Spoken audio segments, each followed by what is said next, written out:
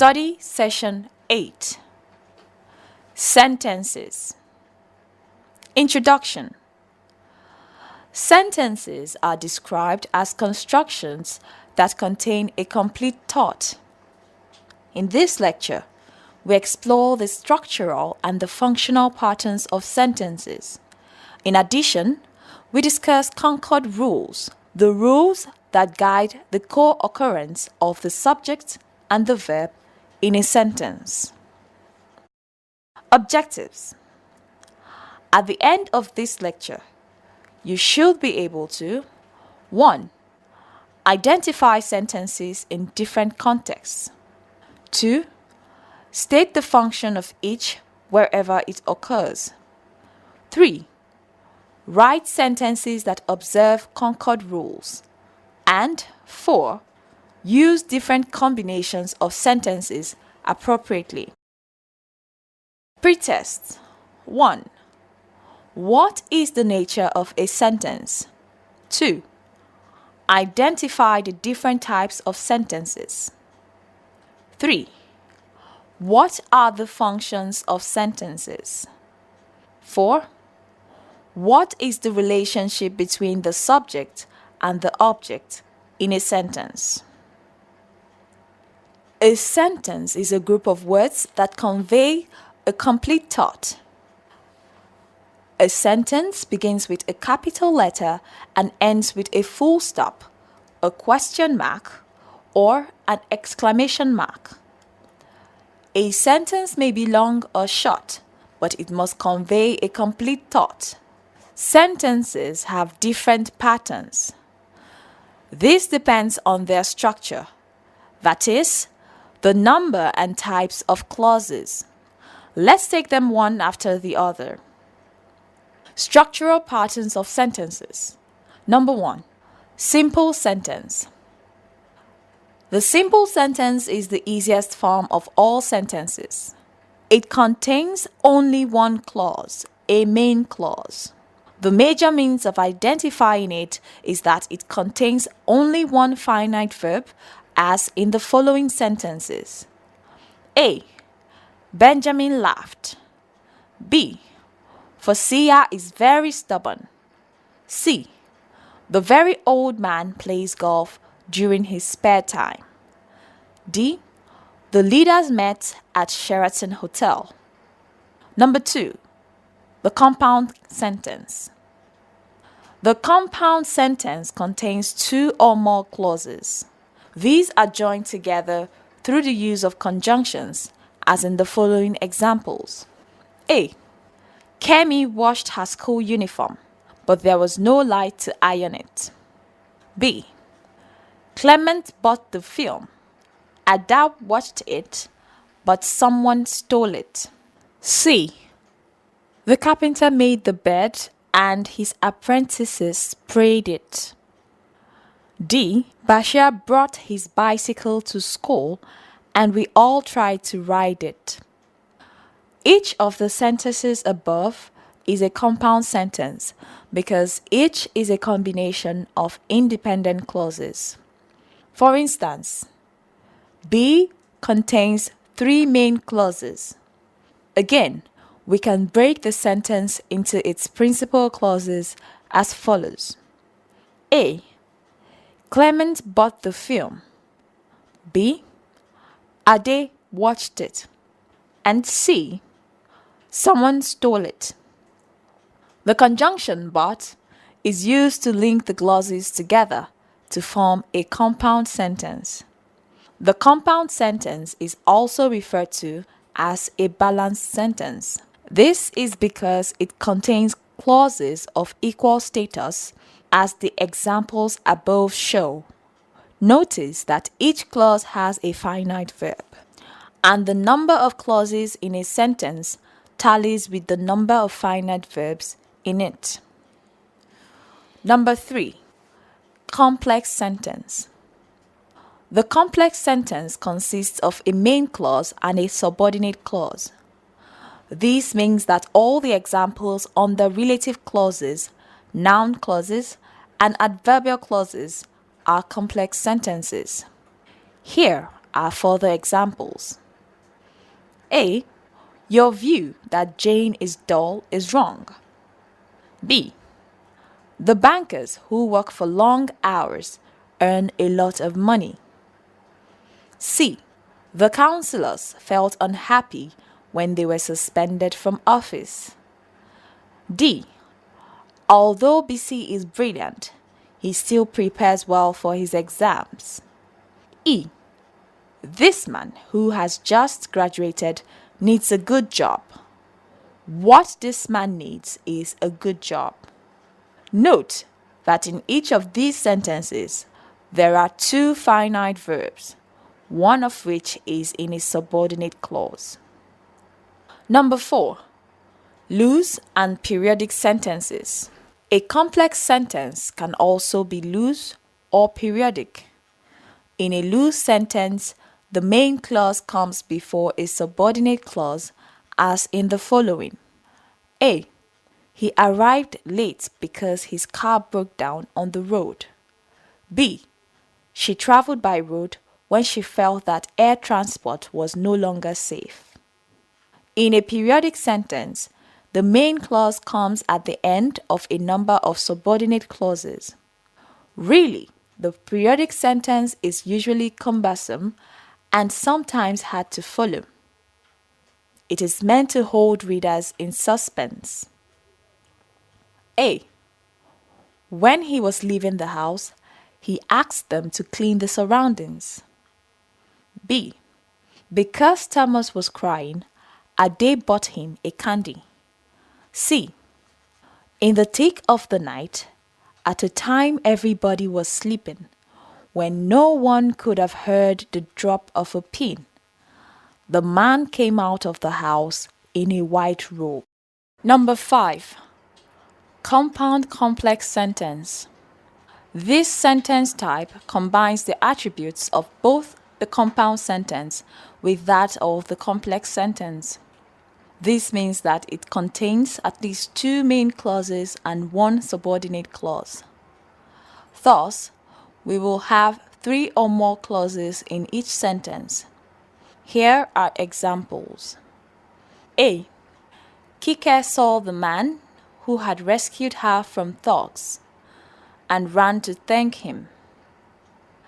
B. When he had slept, the children took his keys and drove to their friends' houses. C.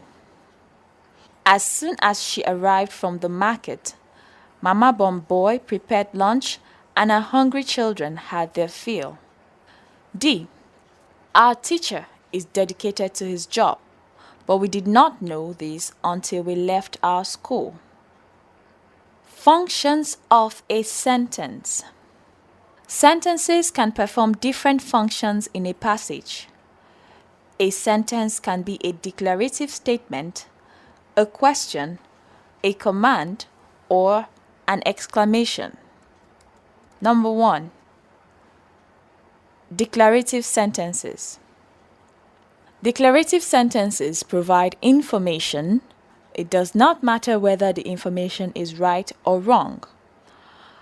They may also indicate desire or hope. Examples include A. Insects have 6 legs. B. The sun sets in the west. C. He wishes to see you. D. I hope to arrive by noon. E. Nneka does not like mathematics. F. Okocha kicks the ball to Agahuwa. Number 2. Imperative sentences. These are sentences that give commands or make requests. They may or may not have subjects, but they always order somebody or people to do something. Consider the following examples. 1. Write your name on your book. 2. Clean these chairs. 3. Gentlemen, please sit down. 4. Badmus, comb your hair. Although it is not written in the sentence, you is considered the logical subject in sentences such as A and B. This is because the sentences can only be addressed to someone that is not far from the speaker. This idea is referred to as the understood you. Number 3. Interrogative sentence. This type of sentence is a question. It requests or requires information from the addressee. Examples include the following. A. What is your name? B. Where are you going? C. Who are they? D. When will they come? E. How are you all? F. Are you happy? G. Can you play chess?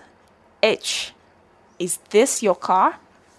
Notice that each sentence must end with a question mark, otherwise it is not a question. Number 4.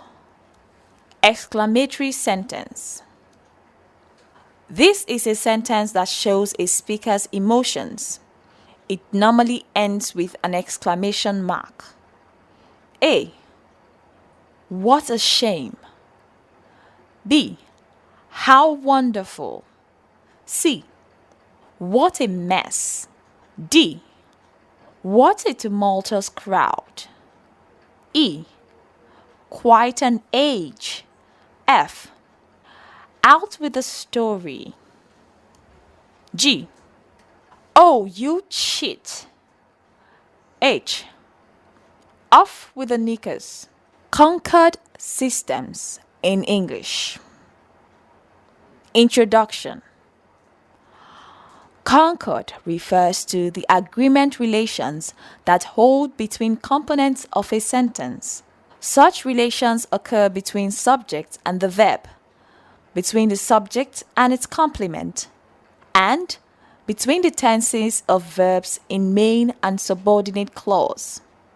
Among second language learners in Nigeria, the knowledge of subject-verb relation is very important because our indigenous languages often interfere with our use of English. Let's take these items one after the other. Number 1. Subject-verb concord.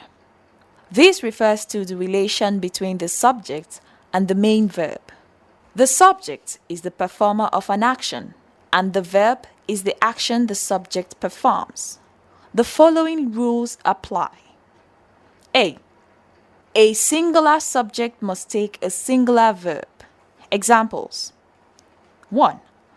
Shola has built a house. 2. The student was left in the hall. 3. I am happy to see you. 4. Fatima plays hockey. In these sentences, each of the subjects refers to one person, so each of the verbs is singular.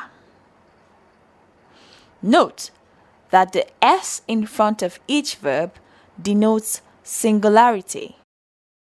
It is only nouns that use S to mark plurality.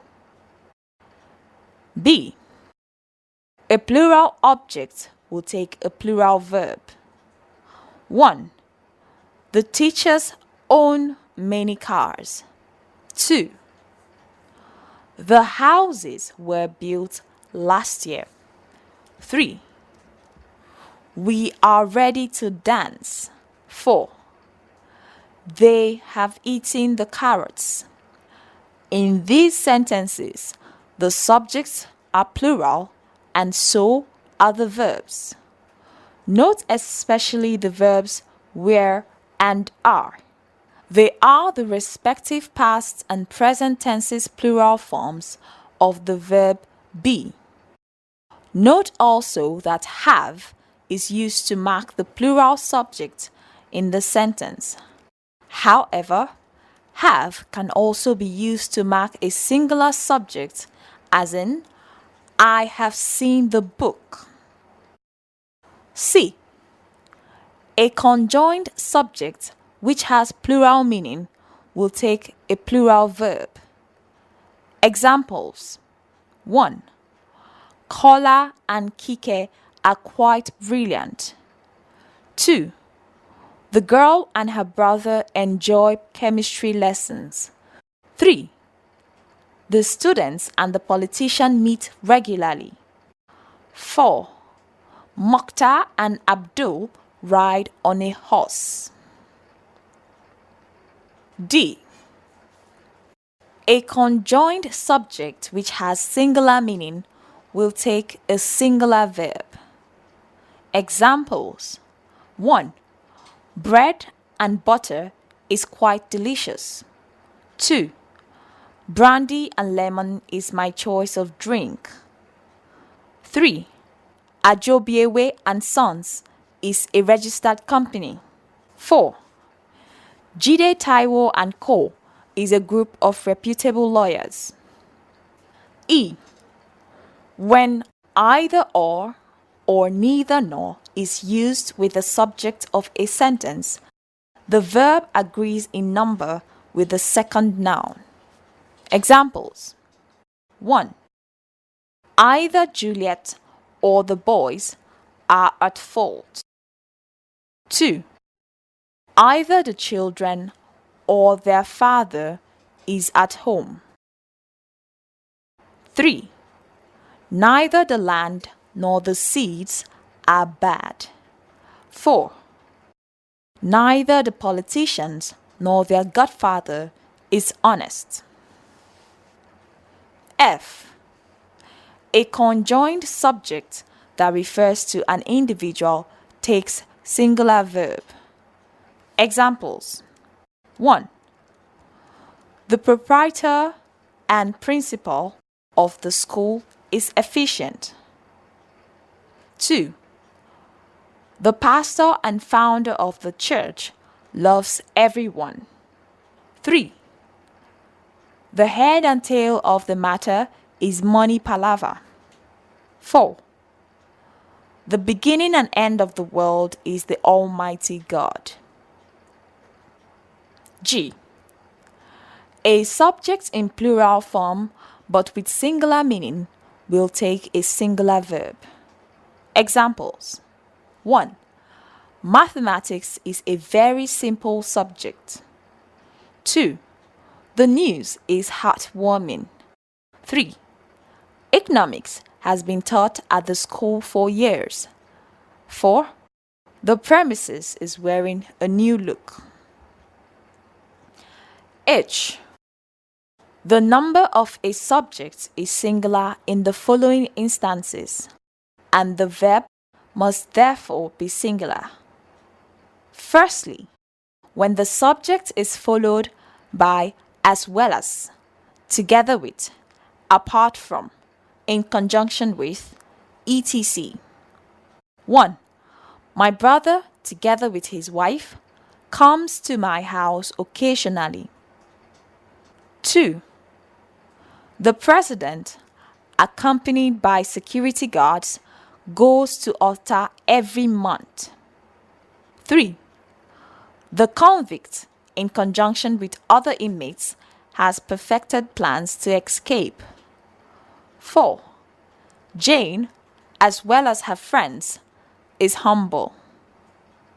Secondly, when the subject is an indefinite pronoun. A.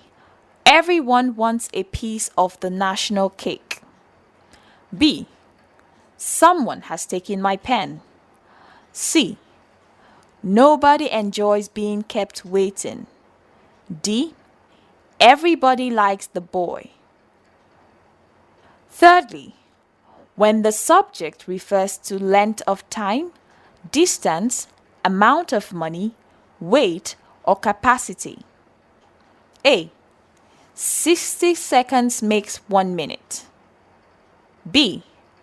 10 miles is quite a long distance. C. 5 million is enough for the project. D. 10 kilograms of turkey was stored in the freezer. E. 50 liters of petrol now sells for 5,000 naira. Fourthly, when one of singles out a particular referent from a group. 1. One of the boys has arrived. 2. One of my books is missing. 3. One of the students has bought all the materials. 4. One of my friends has traveled overseas. Number 5. When number of refers to the sum total of a group. A. The number of spectators was 1,000. B. The number of casualties was high. C. The number of books in the library is unknown. D. The number of people in that village is 5,000. However, when the number of means many and it is preceded by a, it takes a plural verb. Examples: A. A number of parents were in the school. B. A number of students were enrolled in the distance learning program. C. A number of books were donated to the library. D. A number of issues were discussed at the meeting. When one of the is followed by a relative clause, the verb that follows the relative pronoun must be plural. Examples: A. One of the parents who were irritated by the girl's attitude reported her to the school principal. B. One of the books that were missing was found with Beatrice. C. One of the houses which were distributed has collapsed. D. One of the students who live in our house is writing the exam. The expression more than one and many a are plural in meaning. However, since they are preceded by the determiners a and one, which indicates singularity, a singular verb will be used. Examples: A. More than one person has died of AIDS. B. More than one issue was discussed at the meeting. C. Many a man has been duped by fraudsters. D. Many a student has graduated from the school. Number 6. Collective nouns such as committee, jury, team, panel, etc. take singular or plural verbs depending on the meaning intended. A. The jury consists of 12 elderly men. B. The jury were divided in their opinion. C. The congregation remembers its past leaders. D. The congregation were requested to donate some money. E.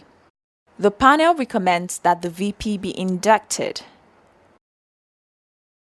Sometimes, however, the plural meaning may be emphasized by the use of members of. A. The members of the panel were requested to attend the meetings punctually. B. The members of the audience were excited at the performance. C. The members of the committee are people of proven integrity. D.